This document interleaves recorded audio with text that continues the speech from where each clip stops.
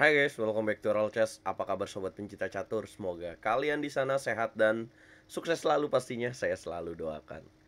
Ya guys, saya meminta maaf karena tadi malam saya tidak bisa live dan ternyata tadi malam masih ada pertandingan dari lanjutan babak 4 Tata Steel Chess Turnamen di level Master. Ya, karena tadi malam macet di Priok luar biasa sekali. Oke. Dan kali ini saya ingin membahas partai dari babak keempat antara juara dunia Magnus Carlsen melawan juara bertahan dari Tata Steel Jordan Van Foreest. Nah teman-teman, selain ingin menjadi juara dari Tata Steel Chess Turnamen di level Master tahun 2022 ini, Magnus Carlsen juga punya target pribadi. Ya, target pribadinya adalah untuk menjadi pecatur pertama yang memiliki elo rating 2900. Nah, tantangannya adalah di babak keempat ini dia melawan Jordan Van Foreest. Langsung saja bagaimana partainya? Langsung saja kita gaskan. Ya, memegang buah putih, Magnus membuka dengan kuda F3 dan dijawab D5, G3, G6, gajah G2, gajah G7, D4, kuda F6, rokade, dan rokade. Nah, teman-teman, ini pembukaan apa sih? Ada yang tahu nggak? Ya, ini merupakan pembukaan New Granville ya, teman-teman. Dan ya, kalau teman-teman secara gampangnya ya, mungkin melihatnya ini hitam copy paste ya, meniru apa yang dilakukan putih. Ya, tapi ini salah satu cara bagaimana hitam bisa menjawab pemain putih menggunakan pembukaan seperti ini. Menggunakan gajah Fianchetto di petak G2 dan hitam menjawab dengan gajah Fianchetto di petak G7. Magnus melanjutkan dengan C4. Ya, terlihat melanjutkan seperti Katalan ya teman-teman. Kemudian C6, B3, gajah F5, gajah B2, kuda BD7, dan E3 dimainkan oleh Magnus Carlsen. Kemudian Jordan kuda E4, Magnus kuda C3, kuda makan kuda, gajah makan kuda, dan gajah E4. Ya, kenapa Jordan Van Foreest memplot ya, meletakkan gajah terangnya di petak E4 teman-teman?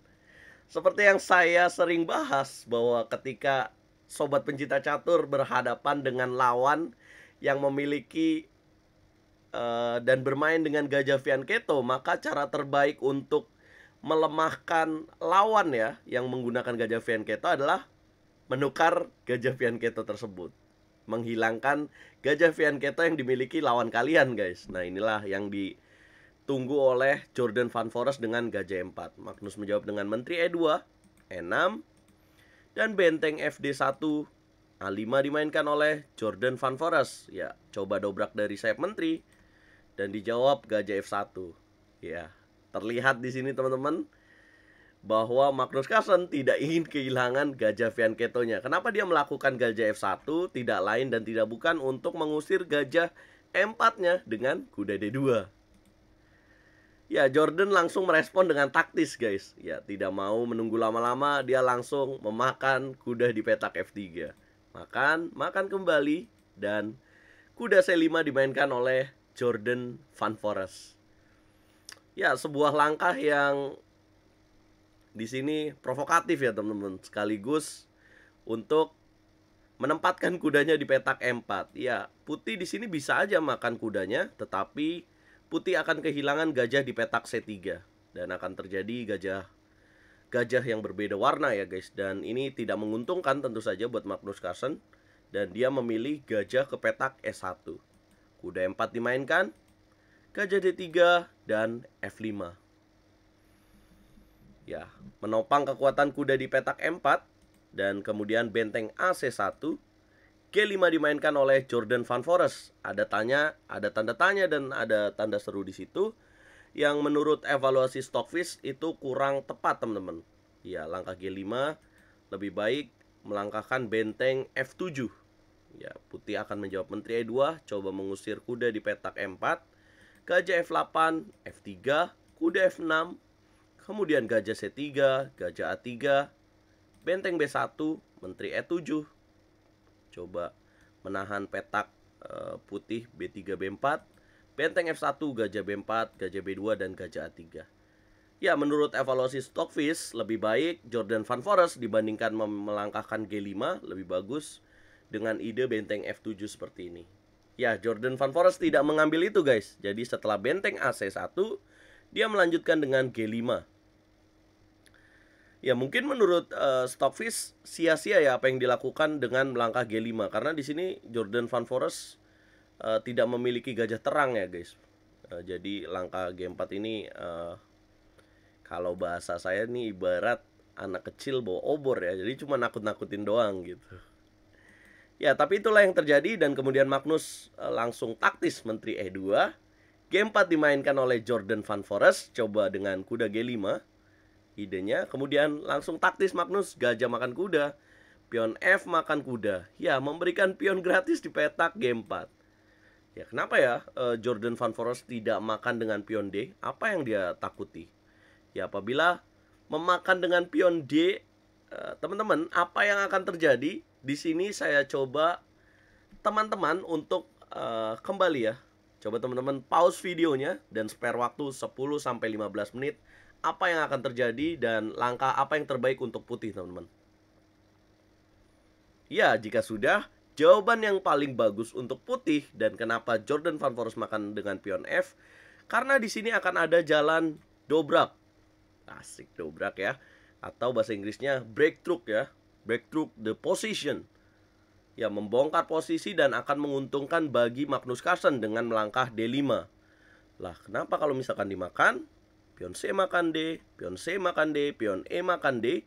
Kemudian akan terjadi benteng C5. Ya, pion D5-nya akan tetap jatuh, teman-teman. Ya, walaupun dia akan mendorong pion D4, akan dimakan dan ya, of course, tentu saja bahwa hitam tidak bisa kembali makan pion D4-nya karena akan terjadi menteri C4 dan gajah di petak D4 akan jatuh, guys.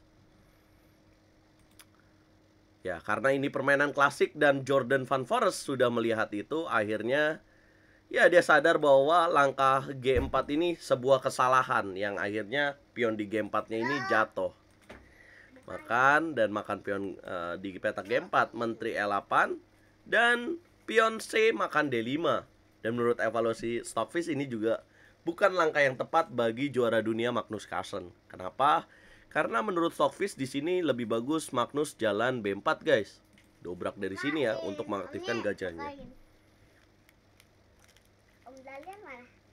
Om Dalir udah pulang ke rumahnya. Rumahnya emang gimana? Nih. Rumahnya emang gimana? Rumahnya jauh. Ntar ya, aku lagi bahas ini dulu ya. Oke? Aku mau ulang. Iya, kamu makan dulu. Sini duduk di belakang aku. Ya, harusnya di sini, sorry teman-teman. Ya, harusnya di sini Magnus menurut evaluasi Stockfish adalah jalan B4. B4 dan kemudian hitam mungkin akan menjawab dengan H5. Ya, apabila dimakan mungkin ya. Pion A makan B4, maka akan gajah B4. Kemudian bagaimana apabila hitam jalan benteng F5? Maka akan dimakan dan wow, sorry, ini sebuah kesalahan karena harus makan dengan pion C. Dan bentengnya akan masuk ke petak C7. Ya, hitam bisa menjawab dengan menteri G6. Makan dan A3. Maka ya jelas ya, hanya satu jalur yang terbuka dan ini pastinya satu jalur ini menguntungkan banget milik bagi pemain putih. Oke, yang terjadi kemudian adalah di partai pion C makan D5, kemudian pion E makan D5 dan benteng C5. Strange ya. Di sini kembali lagi bahwa Stockfish, kenapa Magnus tidak menjalankan B4, teman-teman? Nah, itu yang ditanya oleh engine Stockfish. Kemudian hitam melanjutkan dengan H5, menteri H3 dan menteri F7 mendapat tanda tanya dan Stockfish menilai bahwa menteri F7 ini merupakan sebuah langkah mistik atau kesalahan. Karena lebih bagus di sini adalah jalan B6 dulu. B6 untuk menghilangkan ancaman di pion A5 ya. Setelah benteng C2, maka dia akan jalan B5. Ya, tidak membiarkan Magnus berlama-lama bentengnya di petak C5. Ya. Kemudian di partai menteri F7, menteri G2 menjaga pion F2 supaya bisa makan pion A5 di sana. Dan A4 ya. Sebenarnya menteri G2 juga kurang tepat ya teman-teman. Di sini disarankan benteng B1. Mungkin untuk benteng B2 ya, menjaga pion F2. Karena menterinya di sini sudah aktif mungkin ya, menjaga pion H5 dan memiliki ancaman yang cukup bagus di petak-petak putih milik hitam. A4 dimainkan, B4 merespon itu. Ya, benteng A5 pilihan lain yang lebih tepat. Kemudian menteri D7, B5. Ya, coba membongkar jalur C. Dan apabila dimakan juga pion B-nya akan jatuh dengan benteng B1. H4 menjawab Jordan Van Forest, benteng DC1, benteng F6, pion B makan C, pion B makan C, dan G4. Dan lihatlah bagaimana berlainan ya teman-teman. Apabila Magnus di sini menyerang dari sayap menteri, maka juara bertahan tata steel Jordan Van Forest coba menyerang dari sisi sayap raja. H3 dimainkan, ya tidak ingin langsung ditahan ya dengan pion H, maka akan sulit Jordan. Maka dia memberikan pawn sacrifice, pengorbanan pion, makan benteng AF8, menteri G2, benteng G6, dorong pion G5, dan benteng F5 mendapat tanda tanya karena ada tujuan lain yang lebih bagus dengan mengancam pion G5 adalah langsung gajah F6. Ya, gajah F6. Kemudian putih mungkin akan menjawab dengan H4, gajah D8, benteng B1, menteri C8, gajah A5, gajah E7, benteng B6, maka gajah D8. Ya, pilihan seperti ini yang mungkin bisa jadi pilihan ya bagi Jordan Van Forest. Tapi Jordan memilih benteng F5 mengancam pion G5. H4, gajah F8, benteng 5C2, gajah E7. Kemudian benteng B2 mendapat tanda tanya yang seharusnya ya ini mungkin kesalahan yang harus berbuah mahal ya buat Magnus Carlsen. Karena setelah melangkah benteng B2 maka Jordan Van Forest akhirnya gajah makan pion G5 ya. Ini juga tanda tanya, merupakan langkah yang salah karena seharusnya benteng FG5 menurut Stockfish makan dan benteng B8 raja F7. Ya, seperti ini mungkin akan jadi pilihan ya buat pemain hitam, guys. Ya, walaupun belum tentu menang, tapi ini akan menjadi pilihan yang menarik. Dua benteng lawan satu menteri seimbang ya, teman-teman. Ya, setelah benteng B2 langkah yang lebih bagus ya untuk kemenangan Magnus Carlsen. Di sini lihatlah Stockfish-nya mengindikasi ya bahwa Magnus dengan pilihan raja F1 itu lebih membuat dia punya potensi menang lebih besar, teman-teman. Tetapi setelah benteng B2 maka indikator dari Stockfish-nya jadi seimbang evolution bar-nya, teman-teman. Benteng B2 dan gajah G5. Raja F1 ya beda satu langkah maka beda hasilnya, teman-teman. Menteri A7 mistake ya. Harusnya menteri D6 pilihan lainnya. Dan menteri G4 tanda tanya 2. Mungkin ini kesalahan paling besar dibuat Magnus ya di partai ini. Karena menurut Stockfish adalah raja E2, teman-teman. Ya, menteri G4, menteri A6 skak, raja G1, benteng G7, benteng B8, gajah D8 diberikan gratis, tapi kita tahu bahwa di sini sedang terjadi forking ya, ancaman skak ster dari hitam. Makan gajah B4 skak, raja G8, makan benteng G7, ya A3. Magnus langsung mengamankan pion-pionnya sewarna ya, satu warna dengan gajah gelap yang dia miliki. Ya, dan ya beberapa langkah kemudian akhirnya terjadi repetition move atau langkah sama berulang. Dan akhirnya mereka sepakat untuk draw, teman-teman. Ya, putih mungkin dalam posisi ini tidak kalah ya, dan putih masih punya potensi untuk menang. Tapi itu tidak cukup karena karena pemain hitam Jordan Van Forest di sini memiliki menteri, dan yang akan terjadi bagi Jordan Van Forest adalah repetition move ya. Dia akan terus mencari skak-skak supaya putih tidak ada progres, dan dia akan mencari draw pastinya Jordan Van Forest. Ya teman-teman, inilah yang terjadi di partai Magnus Carlsen melawan Jordan Van Forest. Nah, sekarang saya punya pertanyaan buat sobat pencinta catur.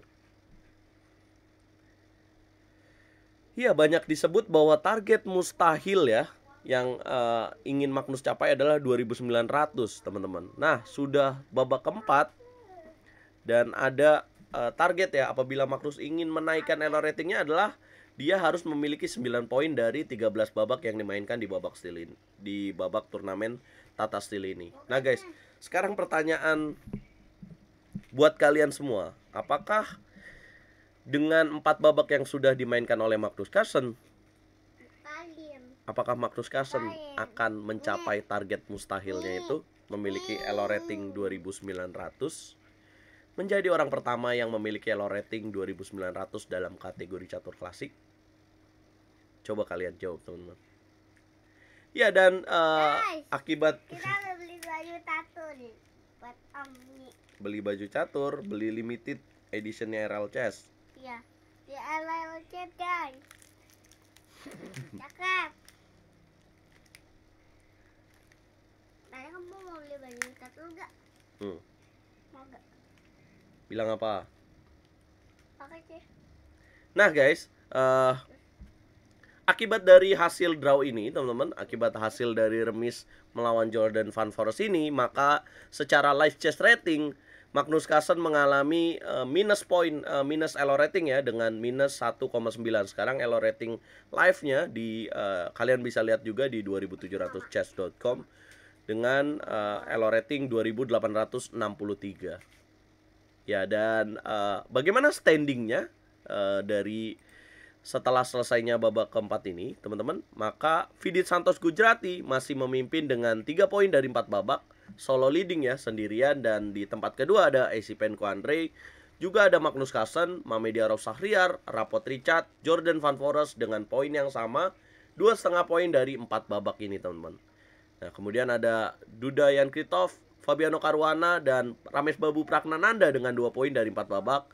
Dan Anis Giri, Daniel Dubov, Samlang Sam, Karyakin Sergei, Nils Grandelius yang paling bawah ya teman-teman.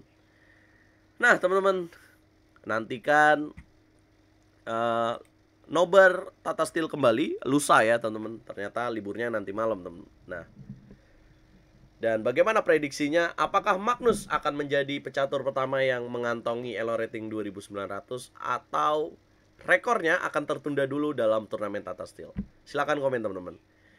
Ya, kalau kalian suka video ini, jangan lupa like, share, subscribe, dan komen. Kalau kalian gak suka, boleh juga dislike. Dan jangan ketinggalan untuk beli limited editionnya RL Chess. Caranya tinggal kunjungi link yang ada di deskripsi teman-teman. Dukung terus percaturan Indonesia, dukung terus RL Chess. Saya pamit, Catur Yes, Indonesia Jaya.